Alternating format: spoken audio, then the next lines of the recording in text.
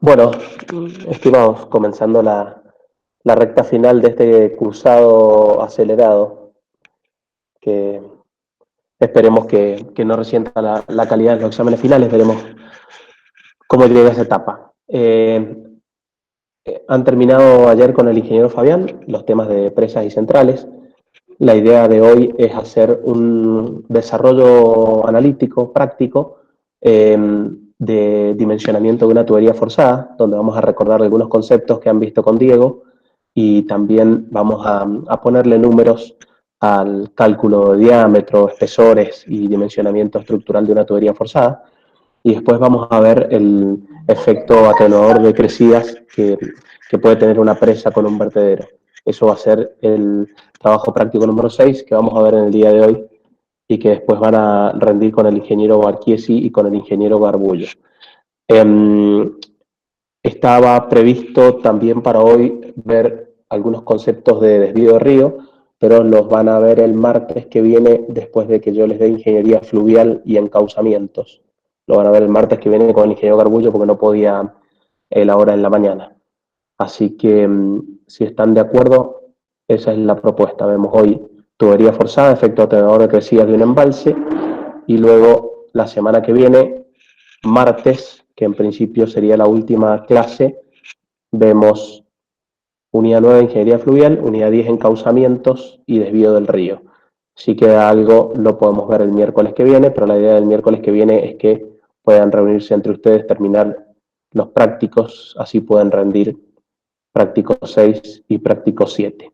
En lo posible en conjunto, porque el práctico 7 es sumamente sencillo y no se les pide que modifiquen todos los datos para hacer un cálculo propio, sino que lo estudien, lo adjunten en su carpeta, cuando el día de mañana volvamos a la presencialidad y simplemente lo sepan responder algunas preguntas en el coloquio. ¿De acuerdo? ¿Algún comentario, sugerencia, pregunta?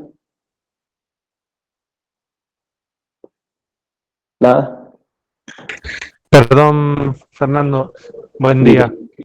Eh, no, está bueno que hayas aclarado respecto al práctico 7, que le había dado algunas dudas a los chicos. Y bueno, también transmitirle tranquilidad de que es un práctico corto y justamente lo que comentabas, que se van a tomar algunas preguntas como para que queden los conceptos claros, nada más, que no va a ser un práctico para nada complicado. Así que bueno, está bueno que eso que haya quedado claro para todos. Muy bien. ¿Algún otro comentario?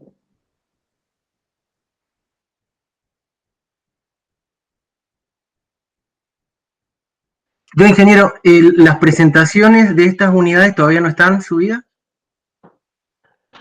Si no están subidas, las podés subir, Guille. Las tenés todas, ¿verdad? Las presentaciones, las tres presentaciones, dos presentaciones del ingeniero Fabián sí están subidas y la de ingeniería fluvial también. Ah, Eh, Y esta también, ¿no? La de tubería forzada de ligaderos también. Tengo entendido que sí, ahora reviso por las dudas. La de Bueno. desvío todavía es así, no está subida, que sería el tema del martes que viene. gracias. Ok, esa Ingeniería en todo fluvial caso y práctico 7 seguro. Creo que TP6 está subido, ahora lo reviso. bueno, avísame si no, si querés por WhatsApp o mail y te paso, pero la tenés, la presentación la tenés seguro, Guille. Sí, sí, lo tengo. Ok, Disculpe, ingeniero, una pregunta. diga. Entonces el práctico 7 lo vamos a tener que rendir posterior a la última semana de clase, o en esos días. Pueden rendir el miércoles, que es la última semana de Claro, clase, o lo pueden rendir la semana siguiente si quieren, no hay problema. bueno, bien, gracias. Por eso les tratamos de dejar el miércoles libre. El martes ven el práctico y, como les decía, no necesitan armarlo para remitirlo al práctico, pero sí saber responder algunas preguntas junto cuando rindan el 6, que es el de hoy, que también es sumamente difícil, igual que el 7. Bueno, bueno, Gracias. empezamos. No, por nada, empezamos. ¿Sí? Bueno, si quieren, pueden apagar las cámaras. No pueden dormirse, pero pueden apagar las cámaras.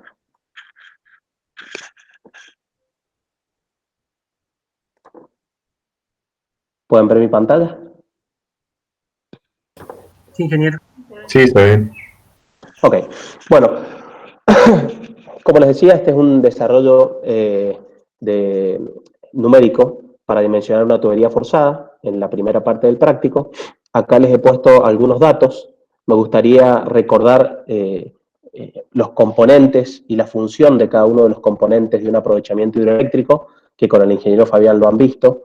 Obviamente la presa, que sabemos que sirve para regular caudales, desde el punto de vista hidroeléctrico, para generar el salto. Luego tenemos la obra de toma, y si el aprovechamiento hidroeléctrico es completo, aparece una galería a presión, una chimenea de equilibrio y luego una tubería forzada.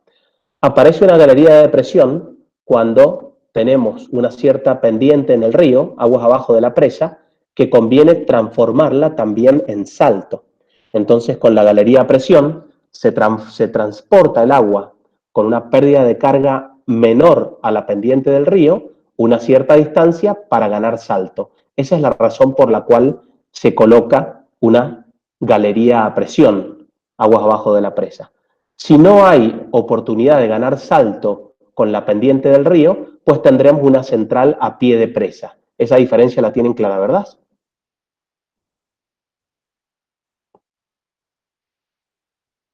Sí. Ok, entonces central a pie de presa, cuando inmediatamente a pie de la presa tengo desde la obra de toma, tubería forzada y casa de máquinas. Si puedo ganar salto con la pendiente del río, conduzco el agua con una galería a presión, me alejo de la presa con una galería a presión y luego viene la tubería forzada, que baja violenta y rápidamente hacia la casa de máquinas. Conviene que la tubería forzada sea corta, vamos a ver ahora por qué, que está relacionado con el efecto del golpe de ariete. Y aparece entre la galería a presión y la tubería forzada la chimenea de equilibrio, que es la que desconecta hidráulicamente la galería a presión de la tubería forzada. Es decir, la chimenea de equilibrio limita el efecto del golpe de ariete a la tubería forzada, para que ese transitorio, esa onda de sobrepresión, que es el golpe de ariete, no se transmita hacia la galería a presión, que la galería a presión normalmente está perforada en roca y puede estar revestida o unitada. Entonces tenemos galería a presión para ganar salto, chimenea de equilibrio para limitar el golpe de ariete a la tubería forzada, o sea, desconectar hidráulicamente la galería a presión de la tubería forzada, y la tubería forzada que baja rápidamente hacia la casa de máquinas, transformando la energía potencial de posición y de presión toda en presión a la entrada de la casa de máquinas. ¿Sí? O sea, la tubería forzada transforma posición, altura y presión, gracias al agua del embalse, todo lo transforma en energía potencial de presión en la casa de máquinas. O sea que al entrar a la casa de máquinas, con la tubería forzada, al llegar a las turbinas, al distribuidor, tenemos una gran presión de agua que es producto de toda la altura disponible en el embalse, ya que está conectado a presión desde ese punto hasta el propio nivel del embalse. ¿Se entendieron las funciones y las definiciones de cada elemento? Galería, presión, chimenea de equilibrio y tubería forzada. ¿Se entendió? Sí, sí, perfecto. Ahí me salí para admitir a un compañero. Sigo presentando. Bien, entendidas esas definiciones, lo que vamos a dimensionar ahora es una tubería forzada, es decir, la conducción que va desde la chimenea de equilibrio hasta la casa de máquinas, transformando energía potencial de altura y presión en energía potencial de presión. No me digan cuando se los pregunte que transforman energías de velocidad. Las energías de velocidad son bajas, tanto en la galería a presión como en la tubería forzada. Recién aparece energía cinética importante cuando esa presión hace girar la turbina. Ahí aparece una energía cinética de rotación importante. Antes de eso es todo presión y posición. ¿De acuerdo? Sí. Imagínense ustedes que una velocidad de 3 metros por segundo en la tubería forzada, si hacen B cuadrado sobre 2G, me da medio metro de energía, medio metro de altura de agua. Medio metro de energía no es nada para los saltos, diferencias de altura y niveles que podemos tener en un aprovechamiento hidroeléctrico. Con lo cual la energía de velocidad en la galería a presión y en la tubería forzada no son importantes, pero sí es importante seleccionar el diámetro de ambas, galería a presión y tubería forzada, con criterios técnicos y económicos, que es lo que vamos a ver hoy. Ya que un diámetro muy grande es costoso, pero genera poca pérdida de carga. Poca pérdida de carga significa poca energía que dejo de generar, o sea, no pierdo energía. Si pongo un diámetro muy chiquitito, la tubería forzada va a ser muy económica, pero tengo mucha velocidad, mucha pérdida de carga y por ende mucha energía no generada. Cualquier cosa que no entiendan me interrumpen en cualquier momento. Bueno, acá están los datos generales. Les he dado un caudal de 40 metros cúbicos por segundo, hay un desnivel estático de 200 metros, una carga en la chimenea de equilibrio que se puede adicionar como presión. Esto es porque la chimenea de equilibrio, cuando viene el golpe de ariete, fluctúa en niveles, entonces se puede elevar el nivel de la chimenea de equilibrio por sobre la altura, unos 6 metros. En principio se va a diseñar con 2 tuberías forzadas. Lo normal es que hayan al menos 2 tuberías, por si hay que hacer alguna tarea de reparación, mantenimiento, poder inhabilitar una de ellas. Además, no resulta mucho más costoso tener 2 tuberías respecto a una, si es que cada una se dimensiona, obviamente, con la mitad del caudal. La longitud de las tuberías, a priori, es de 215 metros, y el tiempo de cierre del distribuidor, que es un dato que nos da el fabricante de la turbina, cuánto tiempo se demora en cerrar el distribuidor, es de 4 segundos. Ese tiempo es importante para el fenómeno que vamos a ver de golpe de ariete, que les habrá explicado también el ingeniero Fabián. El caudal promedio en cada tubería, el máximo en cada tubería va a ser 20, ¿verdad? 40 dividido 2. Pero el promedio es 12,5. El caudal máximo nos va a servir para el dimensionamiento hidráulico y estructural. Y el caudal promedio nos va a servir para cálculos económicos, evidentemente. Ahí está elevado al cubo el caudal promedio porque sirve para alguna de las ecuaciones. Vamos a usar acero con una tensión admisible de 2.400 kilos por centímetro cuadrado y vamos a tener entonces un caudal máximo por cada tubería de 20 metros cúbicos por segundo. Estos serían los datos básicos para diseñar una tubería forzada. Evidentemente, todos estos datos van a surgir en un proyecto real del diseño geométrico y de la decisión de dónde emplazar la casa de máquinas, la chimenea de equilibrio y demás. O sea que detrás de estos datos, en teoría, hay muchas definiciones técnicas alineadas a alternativas de análisis de ubicación de casa de máquinas, galería a presión, chimenea de equilibrio, etc.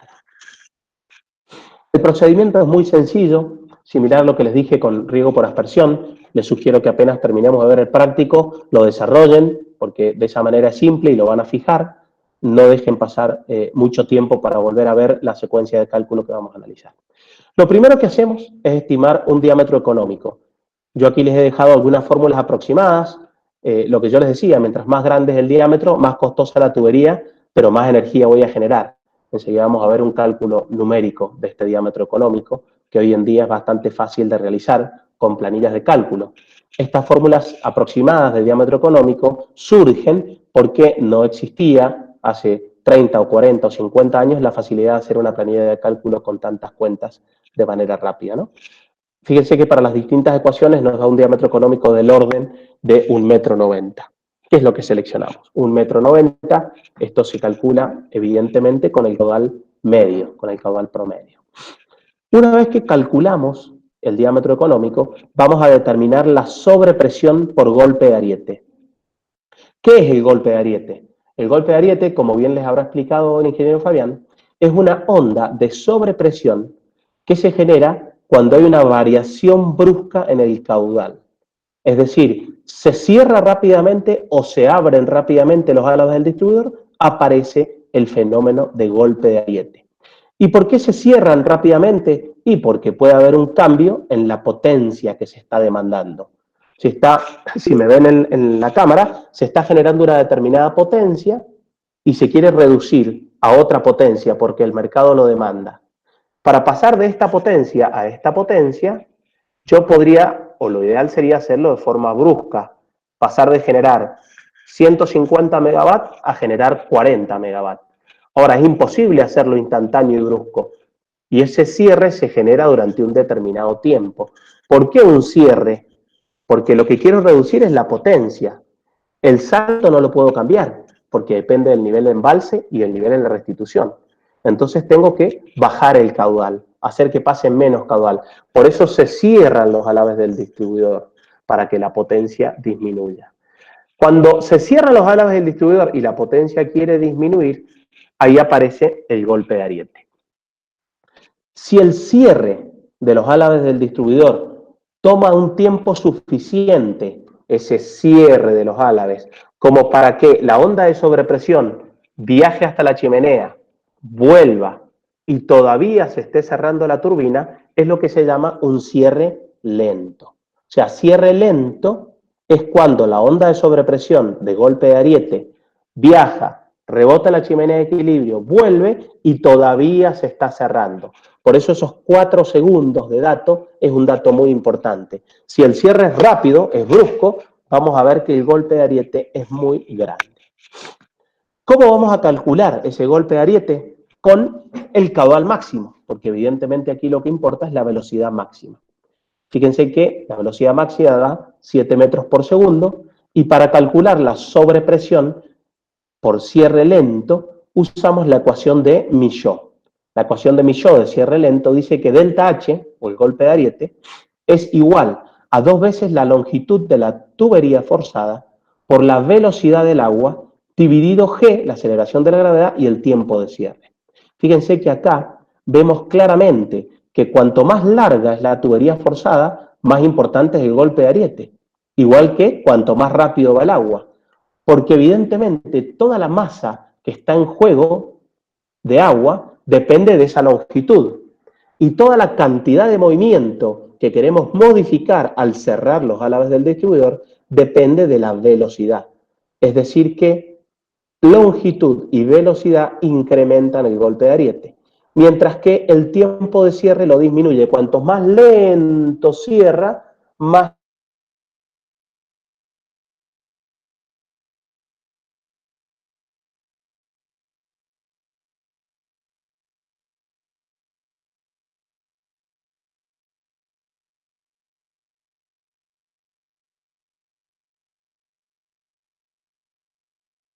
abierto el poco el orificio de la manguera, con un cierre lento, es probable que no se desconecte. Es porque el tiempo de cierre aumentó notablemente y por ende la sobrepresión por golpe de ariete disminuyó.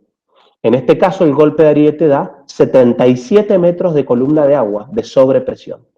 ¿Entendieron el concepto, el cálculo y las variables del golpe de ariete? Sí, ingeniero, perfecto. Sí, ingeniero. Bueno, si alguien quiere que repita algo, me lo dice.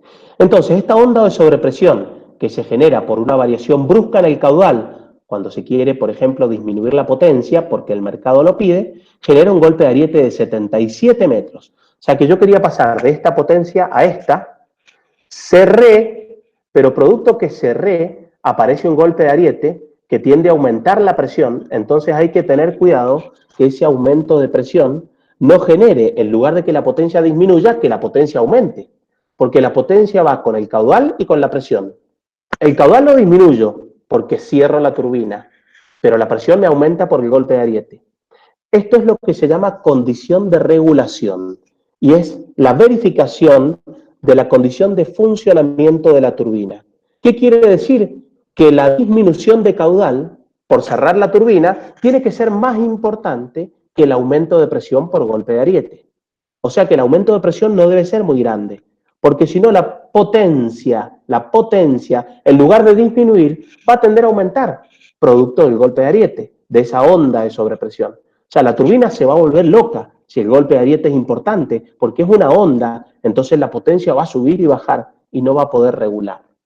Dicho de otra forma, necesitamos que el golpe de ariete no sea demasiado grande. ¿Y cuánto es ese demasiado grande? Que no sea más del 40% del propio salto neto con el que estoy generando. O sea, que el salto neto sea bastante mayor al golpe de ariete. Si el golpe de ariete supera el salto neto, tengo más potencia culpa del golpe de ariete que por el propio salto neto. ¿Se entiende ese concepto? Sí, perfecto. Muy bien. Entonces, Sí, sí, sí. nos toca Ingeniero. comparar. Sí, diga. Una consulta, ¿cómo sabemos que nuestro caso es de cierre lento si todavía no tenemos la velocidad de la onda? Ya Quizás lo sea vamos así a por... verificar. Ya Ah, lo vamos a perfecto, verificar. Lo primero que hicimos es suponer que es un cierre lento para poder calcular el golpe de ariete, pero todavía no lo sabemos. Enseguida en uno de los pasos que siguen lo vamos a verificar y ya van a ver por qué hacemos el cálculo con esta secuencia. ¿Ok? Está muy bien la pregunta, Gatica. Bueno, perfecto. entonces voy a comparar, les decía, la sobrepresión con el salto neto, tratando de que no supere el 30%. Entonces la sobrepresión ya la calculé, suponiendo cierre lento, 77 metros, y el salto neto será el salto bruto menos las pérdidas de carga, como bien les habrá explicado el ingeniero Fabián. El salto era 200 metros, y las pérdidas de carga las podemos calcular, en este caso se las he calculado con la ecuación de Hassen-Williams, ¿verdad? Ya tenemos el diámetro de la tubería, que es 1,90 m, tenemos el caudal, para la tubería, por ende tenemos la velocidad, que es de 7 metros por segundo, lo calculamos arriba, calculamos la pérdida de carga, da casi 4 metros, o sea que el salto neto es 196. Dividimos los 77 en 196 y nos da menos del 40%, ¿de acuerdo? El 40% de 196 es prácticamente 80 metros, o sea que estamos justo con la verificación del 40%. ¿Lo ven? 39,4% aquí abajo. Verificó. ¿Qué pasa si no verifica? Supongamos que el golpe de ariete nos hubiera dado 90 metros, que es casi el 50% del salto. Pues para reducir ese golpe de ariete, fíjense en las variables, para reducirlo, el tiempo de cierre nos lo dio el fabricante. Una opción sería cambiar de turbina, buscar un tiempo de cierre más grande. Hay que ver cuánto más cara es la turbina. Otra opción sería reducir la velocidad, o sea, aumentar el diámetro. En vez de 1,90, puedo tomar un diámetro de 2 metros, 2 metros 10, bajo la velocidad, reduzco el golpe de ariete. Otra opción sería reducir la longitud, pero es difícil porque la longitud se supone que la elegí por la ubicación de la casa de máquinas y la ubicación de la chimenea de equilibrio. Pero lo más probable es que me convenga analizar tiempo de cierre con algún otro modelo de turbina o velocidad aumentando un poco el diámetro de la tubería. ¿Se entendió? Perfecto. Muy bien. Es más frecuente igual que se altera el diámetro, veo, por la sencillez, Sí, ¿no? seguro, seguro. Lo más sencillo es variar el diámetro, sobre todo si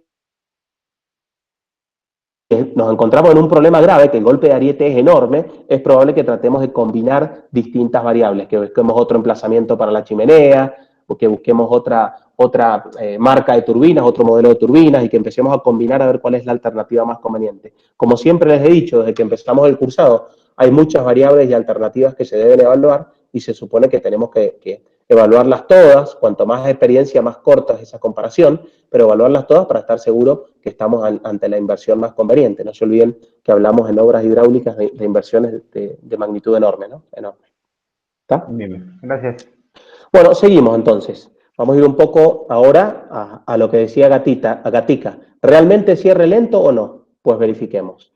Lo primero que vamos a hacer es calcular el espesor de la tubería. Perdón la interrupción. Yo no lo dije, lo dijo Francisco Canatella, me parece. Bueno, Canatella, gracias. Lo siento por la corrección. Pensé que les había reconocido la voz, pero no se las reconozco. Bueno, sigo entonces. Una vez que ya tengo el diámetro de la tubería, el golpe de ariete, voy a calcular el espesor. Para calcular el espesor, que es el dimensionamiento estructural, voy a usar la ecuación de tubo de pared delgada, ¿no? Si ustedes recuerdan, si no les pido que repasen, tubo de pared delgada, hay una relación entre el espesor, la presión máxima, el diámetro y la tensión admisible, que son los parámetros que están aquí. El espesor es igual a la presión máxima que tiene que resistir, obviamente, más presión a resistir, más espesor. Al diámetro, obviamente, mientras más diámetro, más espesor, dividido 2 veces la tensión admisible. Evidentemente, a más tensión admisible, menos espesor. Esto surge de la ecuación de pared delgada. Y recién ahora puedo calcular el espesor porque en la presión máxima tengo el golpe de ariete. El golpe de ariete lo tengo que resistir. Fíjense que esa presión máxima es los 200 metros totales, más el golpe de ariete, más la altura en la chimenea, que fue un dato, de 6 metros. Estoy arriba de los 280 metros de presión total, que son 28 kilos por centímetro cuadrado. Esa es la presión que hay que resistir. Con esta presión, como ya tengo el diámetro, que es 1,90 m, y ya tengo la tensión admisible, que fue un dato, calculo el espesor y me da 11 milímetros. Un poco más de 1 centímetro, así, de espesor, para 1,90 m. No es un tubo muy grueso, pero para ser acero macizo, más de 1 centímetro de espesor, es un tubo importante. Y hay que verificar que ese espesor se encuentre entre dos límites, uno máximo y uno mínimo. El espesor mínimo se recomienda para que el tubo no se abolle, sobre todo cuando uno lo transporta, cuando uno va a hacer el montaje. Es lo que se habla de espesores mínimos para transporte y manipuleo, que es el 5 por 1000 del diámetro, que en este caso da 9,5 milímetros, 9,5. Estamos bien porque el de cálculo es 11. Y el espesor máximo, que es para verificar que realmente se comporte como tubo de pared delgada, que está en D sobre 20, 95 como máximo, tenemos 11, estamos bien. Vamos a seleccionar un espesor de 12. Fíjense que con 12 milímetros estamos verificando el de cálculo, el de resistencia, por encima del mínimo de manipuleo y transporte y por debajo del máximo, que es para que se comporte como tubo de pared delgada. Si no se comporta como tubo de pared delgada, pues no se puede asumir que la distribución de tensiones es constante en el espesor, porque eso es lo que se asume en tubo de pared delgada. El tubo de pared delgada es grande, la pared finita, con lo cual se asume que la tensión en todo el espesor de la pared es constante, y eso simplifica el cálculo. De hecho, si el tubo es de un diámetro importante respecto al espesor, la variación de tensiones en el espesor es prácticamente despreciable y está bien asumir que sea constante. Recién ahora puedo verificar el tiempo de cierre, porque recién ahora tengo los parámetros mecánicos de la tubería que me permiten determinar a qué velocidad se va a mover la onda, porque la velocidad de la onda depende de qué tan flexible es el tubo, y hasta que yo no tenga espesor no lo puedo determinar, pero el espesor no lo puedo calcular si no tengo el golpe de ariete, el golpe de ariete no lo puedo calcular si no sé qué tipo de cierre es, y no sé qué tipo de cierre es hasta no conocer la celeridad o la velocidad de la onda. Por eso tengo que empezar asumiendo algo, por ejemplo, cierre lento, y después verificando. Fíjense que aquí calculamos la celeridad de la onda con esa expresión A, 9900 dividido 48.3 por una constante que para la 0 vale 0.5, multiplicado por el diámetro de la tubería y dividido el espesor, que recién ahora tenemos el espesor determinado en 12 milímetros. Esto quiere decir que podemos calcular ahora la velocidad con la que se desplaza la onda, 1400 metros por segundo, y ver si realmente cierre lento o no. ¿Cuánto es el tiempo que se demora la onda en ir y volver? Que es lo que se llama tiempo límite. Y pues es 2 veces la longitud de la tubería dividido la velocidad. Porque la longitud que tiene que recorrer es ida y vuelta, 2 veces, dividido la celeridad. 2 veces la longitud de la tubería es 400 metros, ¿verdad? 200 más 200. Pero la celeridad es de 1400 metros por segundo, ya que se demora menos de un segundo en ir y volver. 0,3.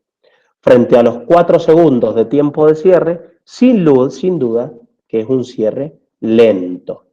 Esto es lo que se llama tiempo límite, el 2L sobre A. Tiempo límite, en este caso 0,3.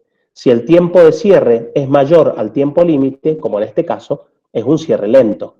Si el tiempo de cierre fuera menor al tiempo límite, o sea, si la turbina cerrara en 0,1 segundo, cierra rápido y todavía la onda no va y viene. Y hubiera sido un cierre rápido.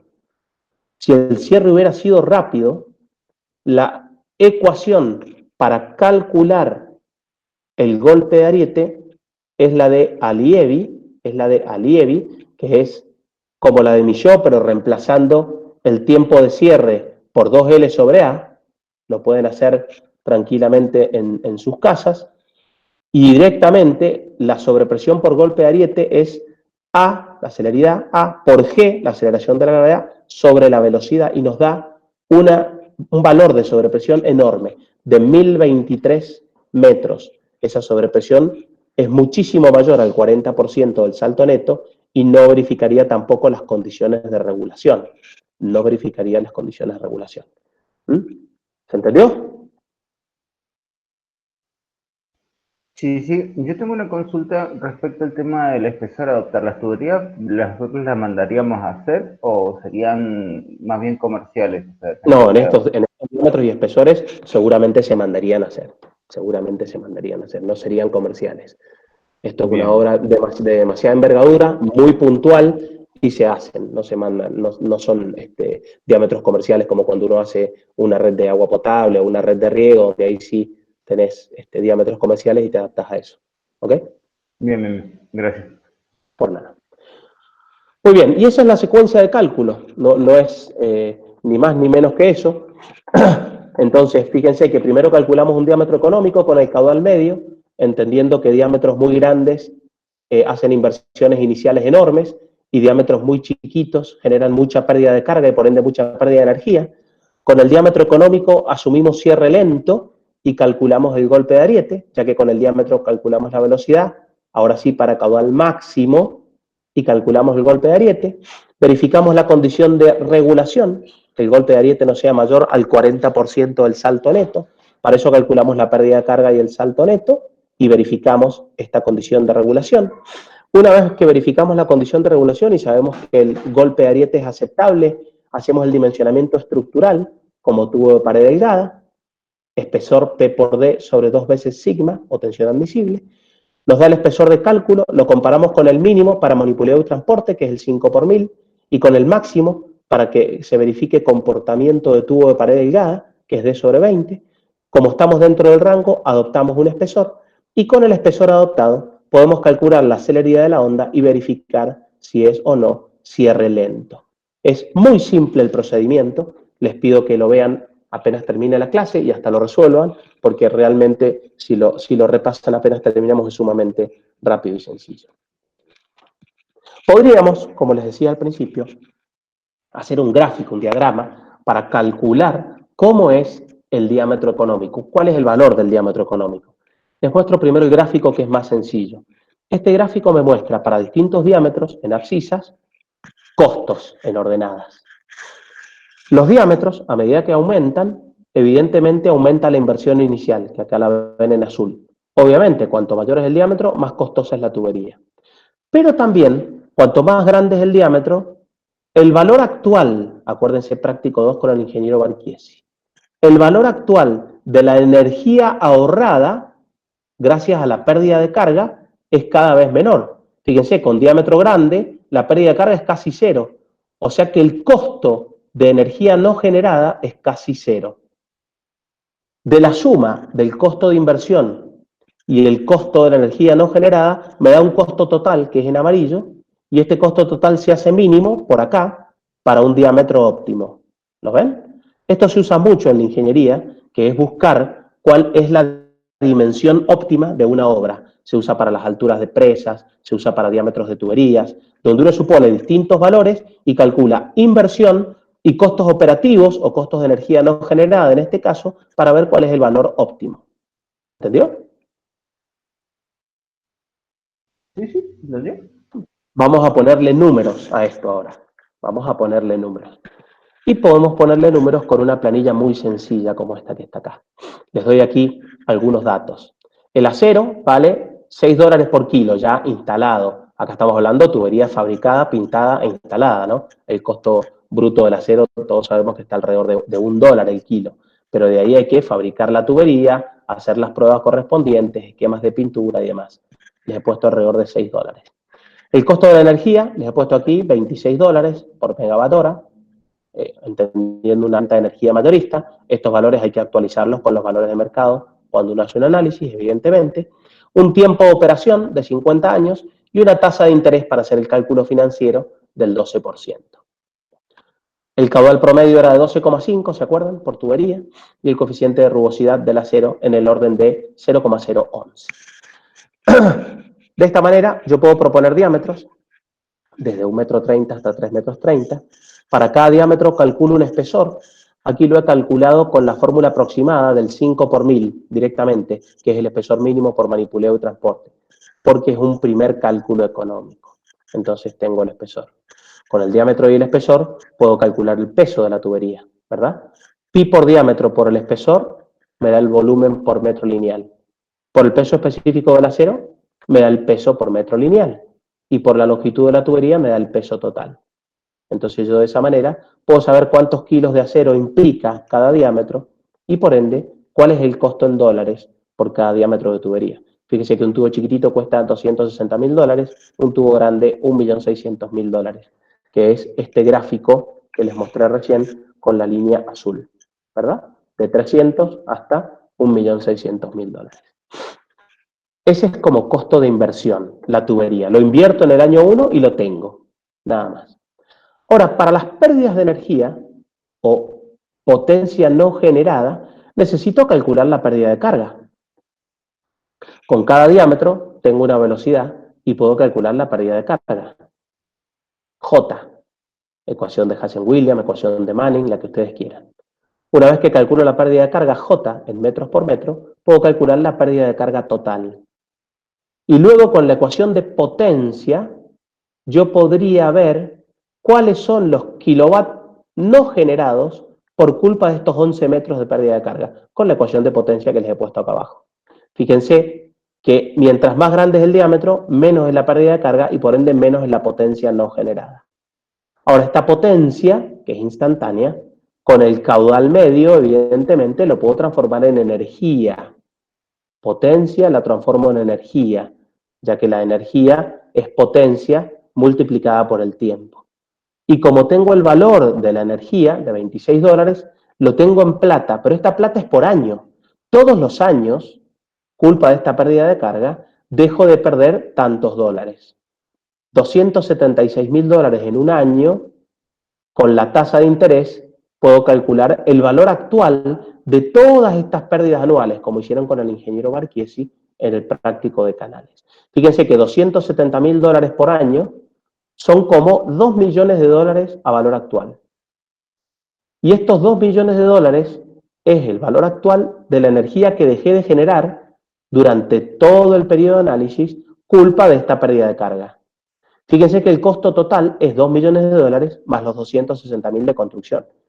Pero esta pérdida de carga va bajando, por ende esta energía va bajando y el valor actual va bajando, que es el gráfico que les mostraba aquí en color magenta. Y el total es el amarillo, que va a encontrar un mínimo por acá. ¿Ven que por acá está el mínimo? Total, que da en el orden de 1,90 m, 2 metros aproximadamente, similar a las fórmulas aproximadas. Pero este cálculo es mucho mejor porque dependo de los precios actuales que yo tenga aquí.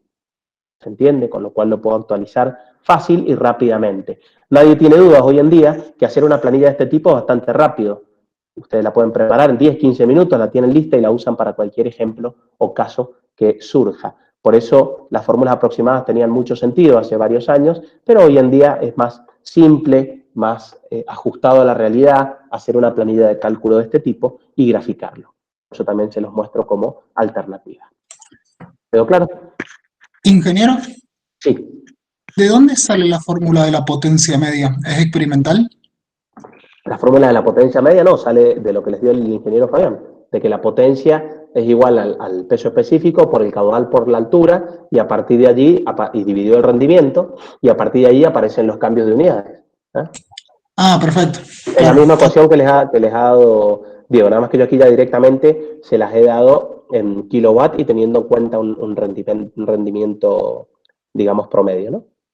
Ah, perfecto. Está todo condensado en ese 8,54. Claro, está todo ahí estimado en ese 8,54. El cambio de unidades, el rendimiento promedio y demás. ¿Ok? Muy bien. Esto entonces es la primera parte del práctico, que es la tubería forzada. Ahí termina. No sé si hay alguna duda. Si no, ya vemos la segunda parte, que es la tenación de crecida con un vertedero. Sí, yo, ingeniero. Diga. Una consulta para los primeros tramos de la tubería forzada que trabajan a bastante menor presión que abajo. ¿Se utilizan algunos tramos de tubería con un espesor más chico? Sí, se podría, por supuesto que sí. De hecho, si uno, como les dije, en la mayoría de las cuestiones que vemos los conceptos generales y si ustedes integran conocimientos, lógicamente se puede plantear, sobre todo si la tubería forzada es larga, tener menos espesor en el tramo inicial porque está sometido a mucha menos presión estática y también a menos golpe de ariete, porque este golpe de ariete varía a lo largo de la tubería forzada, con lo cual se pueden plantear 2, 3, 4 espesores distintos de tubería. Tiene sus desventajas y sus inconvenientes, sobre todo en las uniones, pero se puede resolver y de hecho se hace, sobre todo cuando la tubería forzada es muy larga y tengo muchos kilos de acero en juego. Claro. Bueno. Está muy bien la pregunta. ¿Quién fue el de la pregunta? Yo, José Hurtado. José, muy bien, yo estoy viendo la presentación, por eso te pregunto. Gracias, José. Bien. ¿Alguna otra consulta? Bien, bueno, si no hay más, seguimos adelante. Vamos a ver ahora el efecto atenuador de una crecida que se puede lograr gracias a un vertedero. Primero que nada, de hidrología, nosotros podemos tener el cálculo, la determinación de un hidrograma de una creciente, ya sea que lo hagan por hidrogramas unitarios, que esté medida o lo que fuera, se puede determinar un hidrograma de una creciente. Normalmente, si lo hacen por hidrogramas unitarios, cuentan con una delimitación de cuenca, la información de las precipitaciones, y eso les permite construir un hidrograma o calcularlo si no cuentan con aforos o con mediciones de caudal. Si cuentan con aforos o mediciones de caudal, van a tener un hidrograma real, caudales medidos. Surja como surja ese hidrograma, es lo que pasa a ser el dato. Y puede suceder, en muchos casos, que los caudales pico de esos hidrogramas me generen problemas de inundaciones, me generen daño, me generen daño a la gente, a la infraestructura. Hay que ver, por ejemplo, las tormentas que tuvimos últimamente, ¿verdad? Con las dificultades que eso sugiere. Hay muchas alternativas y muchas posibilidades para tratar de evaluar cómo atenuar los impactos de una crecida.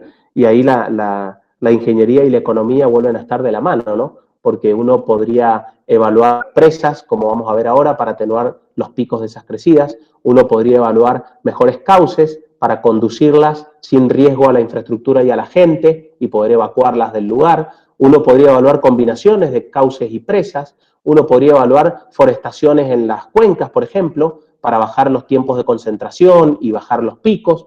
Uno podría evaluar relocalizar zonas de riesgo, porque a lo mejor la infraestructura para protegerlas es más caro que la propia infraestructura existente. Es decir, que las múltiples opciones que aparecen para solucionar este tema merecen, digamos, ser sometidas a análisis, por lo menos desde el punto de vista técnico, económico, social, si hay relocalizaciones posibles, ambiental y demás. Pero son variadas y me gusta que las entiendan. Aquí vamos a ver una de ellas, que es, aprovechando que han visto presas y vertederos, es la posibilidad de tener una presa de atenuación de crecidas con vertedero libre. Muchas veces las presas de atenuación de crecida, en vez de vertedero libre, tienen torres vertedero que limitan aún más el caudal, como las presas del Pedemonte de la provincia de Mendoza, ¿no? Que si tenemos oportunidad de hacer alguna visita las van a poder ver. Bueno, obviamente que aquí ustedes tienen esta determinación de la creciente. Si hicieron el cálculo en hidrología, pueden tomar la avenida que vieron ahí en hidrología, y la idea es que ese caudal, esa creciente, pueda ser, digamos, atenuada, disminuida mediante una presa, o bien, como les decía, en otra alternativa, pueda ser encauzada y conducida sin problemas para la población en un cauce debidamente preparado, que es lo que vamos a desarrollar la semana que viene cuando veamos encauzamiento. Vamos a diseñar un tramo de río con ciertas protecciones ante la erosión, fundamentalmente para caudales muy grandes, para encauzar una determinada creciente o un determinado caudal. Tenemos como dato entonces la avenida de proyecto. Fíjense que la avenida de proyecto tiene una curva, ¿no es cierto? Una curva tiempo-caudal, y cada intervalo le corresponde un caudal medio, y lo podemos graficar. Ahí eso es lo que se llama, o lo que sería la avenida de proyecto, o la curva de caudales en función del tiempo de esa creciente. Tenemos también, si diseñamos una presa y tenemos una buena topografía del lugar, podemos conocer perfectamente las relaciones altura-volumen y altura-superficie. Esto se construye con batimetrías y topografías de la zona de la presa, ¿no es cierto? Donde yo puedo saber para cada altura qué volumen de agua se está almacenando. En este caso, lo he expresado en alturas sobre el vertedero. Fíjense que cuando la altura es 0, quiere decir que la presa está llena de agua, pero no hay nada de agua virtiendo, se alcanzan a almacenar 60.000 metros cúbicos y el espejo de agua 650 hectáreas. Cuando vierten 20 centímetros, ya juntos solo con 20 centímetros, 2.000 metros cúbicos más. Y así la curva altura-volumen, que es la que está aquí graficada. Esa curva altura-volumen la vamos a necesitar para resolver el práctico. Vamos a ver ahora los textos que están ahí abajo, un poco para cuando lean la presentación, Yo les voy a mostrar aquí la secuencia de cálculo, que es bastante sencilla. La secuencia de cálculo es así. Yo pongo aquí primero la creciente.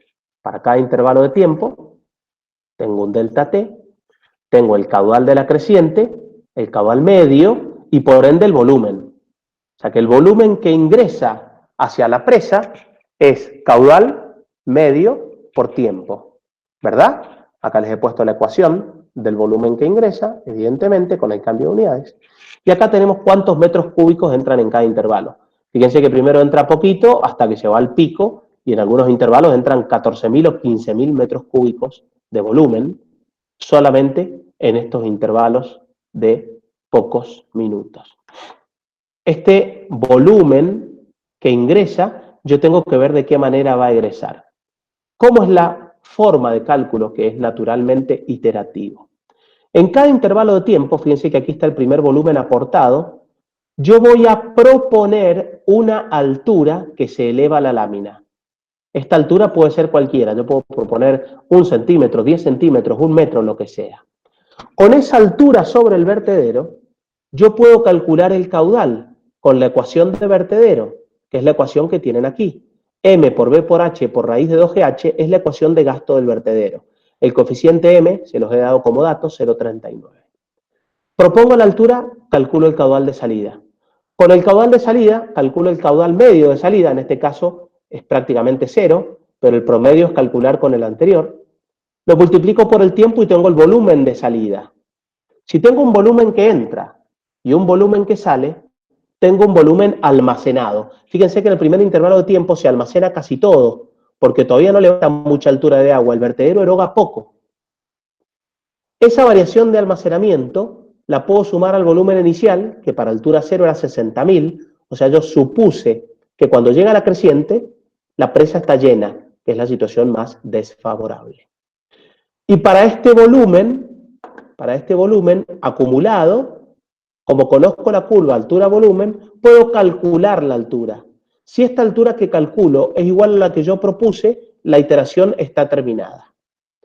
Si yo acá hubiera puesto, en vez de 2 milímetros, que esto ya está ok, yo hubiera puesto 10 centímetros de altura, me hubiera dado un caudal de vertedero mucho más grande, un volumen erogado mucho más grande, y si el volumen erogado es más grande, supongamos que en vez de 0,14 me hubiera dado 20 cúbicos, la variación de almacenamiento me hubiera dado 20 menos 20, me hubiera dado 0, con lo cual seguiría con 60.000. Pero para 60.000 la altura, en la curva altura-volumen, hubiera sido 0.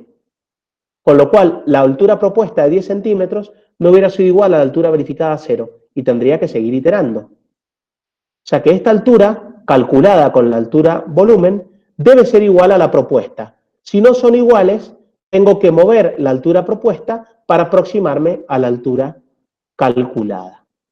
Una vez que termine esta línea en la iteración, paso a la línea que sigue, sugiero una nueva altura. En este caso, sugerí 2 centímetros, fíjense, 0,019. Para 2 centímetros el caudal me da 0,05, promedio con el anterior 0,23. Volumen 4 metros cúbicos, diferencia de almacenamiento 170 menos 4, 166, y el 166 lo sumo al volumen anterior, y me da 60.186. Entro a la curva altura-volumen, calculo 0,19. Si estos dos me dan iguales, estoy bien. Si no, si esto yo hubiera puesto acá de nuevo mucha altura, si pongo mucha altura, me da que sale mucha agua, entonces hay poco almacenamiento, y si hay poco almacenamiento, en la curva altura-volumen del embalse me da poca altura. Entonces tengo que reducir esta altura para aproximarme a esta. Cada línea es una iteración. Y apenas termino cada línea, paso a la siguiente. En cada iteración tengo el volumen que entra, propongo altura, con la altura propuesta calculo el caudal que sale, y con el caudal medio el volumen que sale, volumen que entra menos volumen que sale, variación de almacenamiento más el volumen anterior acumulado, nuevo volumen acumulado, y con el volumen acumulado, en la curva volumen-altura, altura de cálculo. Si la de cálculo es igual a la propuesta, la iteración está lista. ¿Se entendió? Ingeniero, una consulta. Sí. ¿Y existe alguna fórmula Para. Si la pregunta está más allá de lo que expliqué, esperemos. Primero quiero saber si alguien no entendió la secuencia que expliqué. Porque esto es importante que lo entiendan y apenas terminemos la clase que lo vean. Entonces, en cada intervalo propongo altura, cualquiera, propongo la altura. Con la altura propuesta calculo el caudal con la ecuación de vertedero. Este caudal lo promedio con el anterior, tengo el caudal medio. Caudal medio por tiempo, volumen. Volumen que entra menos volumen que sale, variación de almacenamiento. Variación de almacenamiento más el volumen del intervalo anterior, volumen acumulado en este intervalo. Con ese volumen acumulado entro a la curva altura-volumen, calculo altura, que debe ser igual a la propuesta. Y paso a la siguiente iteración. ¿Hasta dónde? Y hasta que vuelvo a cero. O sea, esta altura va a ir aumentando y una vez que se acaba la creciente y no entra agua, esta altura va a empezar a disminuir hasta llegar a cero. Y eso es lo que voy a obtener como resultado. Este pico decreciente atenuado de esta forma. El área bajo las dos curvas es la misma, es el volumen total de la creciente. Nada más que acá tengo un pico que se transforma acá en altura de agua y caudal de salida, y luego empiezo a disminuir el caudal que va saliendo, hasta que elimino el total de la creciente. Fíjense que un caudal pico máximo de 90 cúbicos lo transformé en un caudal máximo de 24. Ahora sí la pregunta que me iban a hacer. No, mi pregunta era, ¿cómo podemos estimar la altura? No la tenemos que calcular para cada paso, o sea, donde dice T 15, 18, 21, 24, tenemos que proponer siempre una altura nueva, no partimos de la anterior o algo así.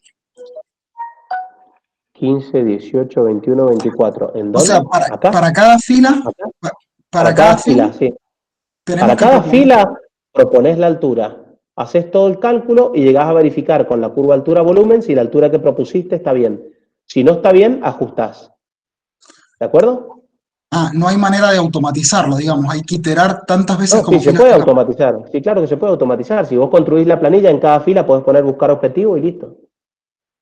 Ah, está bien. Quiero que la planilla la hagan ustedes, no se las quiero hacer yo, porque si no, no la van a entender. No hay nada como hacerlo uno mismo, la van a hacer en 5 minutos. Pero quiero que la hagan ustedes, son ecuaciones muy sencillas y acá las tienen todas, ¿ok? Perfecto, ingeniero. Sugiero que se queden haciendo las dos secuencias de cálculo ahora mismo. Por algo les dejo tiempo, para que ustedes se pongan, las hagan y me pregunten si tienen una duda.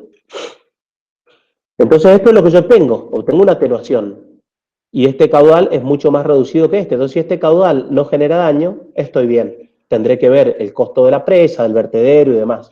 Si este caudal aún resulta grande, yo podría hacer un vertedero todavía más chiquitito, más corto, un cuello de botella, o un vertedero en chimenea, para que salga poco caudal. Evidentemente, si sale menos caudal, esta curva se va a estirar más todavía, y el nivel de agua que voy a tener en la presa se va a ir más grande, porque tiene que atenuar más volumen de ¿verdad?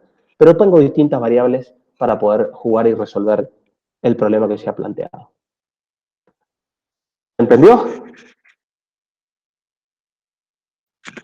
Perfecto, ingeniero. Dejo de compartir entonces. Si quieren prendan las cámaras.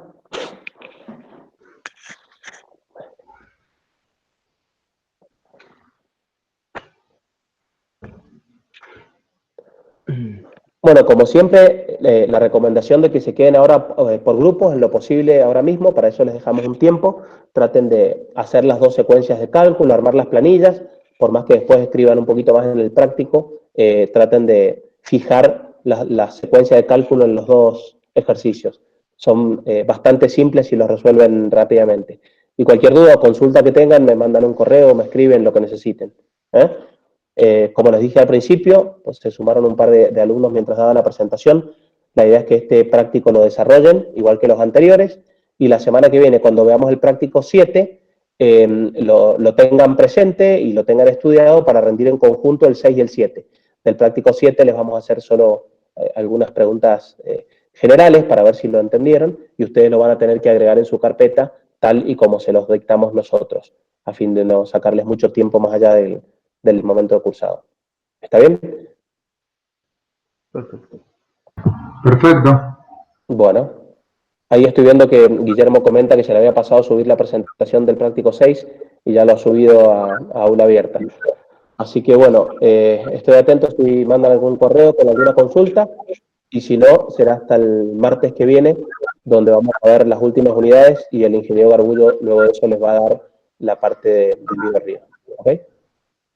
Perfecto. Perfecto, ingeniero. Muchas gracias. Bueno, gracias. Hasta luego. Cuídense. Nos vemos. Anden bien, Que hasta ande luego. bien. Chao, chao. Chao.